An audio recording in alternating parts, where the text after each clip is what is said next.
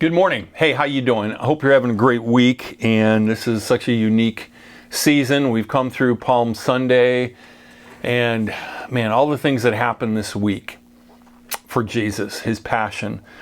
But I want to share something that I picked up from Bob Goff that I think ties in. It's based on 2 Corinthians chapter 11, verse 30. If I must boast, I will boast of the things that show my weakness. That is counterintuitive. How many of you really do that?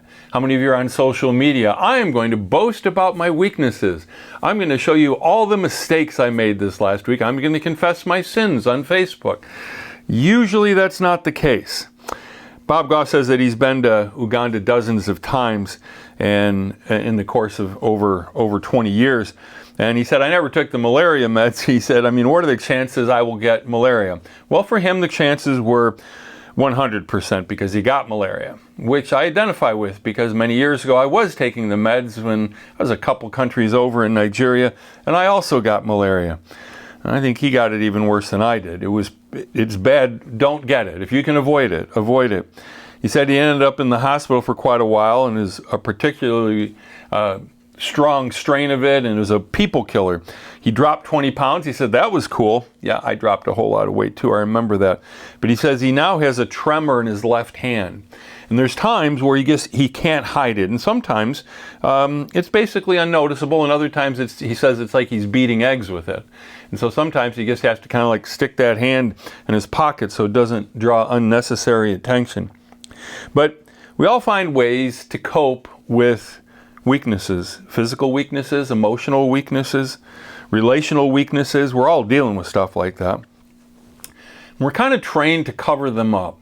I was talking to a group of followers of Jesus recently, and one of the things that I encourage leaders, especially like on a mission trip, but anywhere, we need to be aware of the weaknesses of the people around us. But unlike the world in which we live, don't exploit them. Cover their backs. Try to help them with their weaknesses. Try to do things that would help. So if we show up in relationships talking about our accomplishments and our victories and our recognitions, well, that just kind of deflates people. And I'll tell you what, I've been in different pastors' gatherings, and I was in one that was right across the hall over here, and I can remember people being just very vulnerable, very gut level honest. And I appreciated that, the transparencies. But I've also been in pastors' gatherings where, I'm blessed, brother, everything's great. And this one guy, I remember a friend of mine, he said, man, our church is really struggling, the finances, and the attendance. And this other guy who is at a more successful church said, well, money follows ministry. At which point I thought my friend was going to throw a right hook or a left jab at the other guy. It didn't come to blows, but I totally understood how he felt. And I guess the one guy just wasn't thinking. He didn't mean it that way. But folks, we got to be honest about our weaknesses. Maybe not with everyone, but I think if we're honest with people. Now, one of the things I try to be somewhat transparent in preaching, not that it's about me, but I think sometimes we think that preachers are different. We're not. We're human beings. Two other things I'd like to say. One of the things I'm grateful for about the weaknesses in my life is they have caused me to seek Jesus and study Scripture more. I look back over the last 50 years, and what was it that caused me to seek Jesus the most? Weaknesses.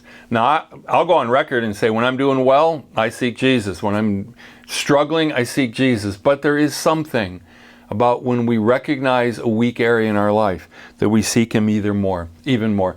And just a final story. It was 30 years ago that I worked with a pastor who was older then than I am now, and he still preaches. He's over 100 years old. Some of you already guessed I'm talking about Owen Carr. And he told this story about this pastor that he knew, who I think was older than him. And some guy in the church just got after him and just said, you stink at this, and you're bad at this, and this and that.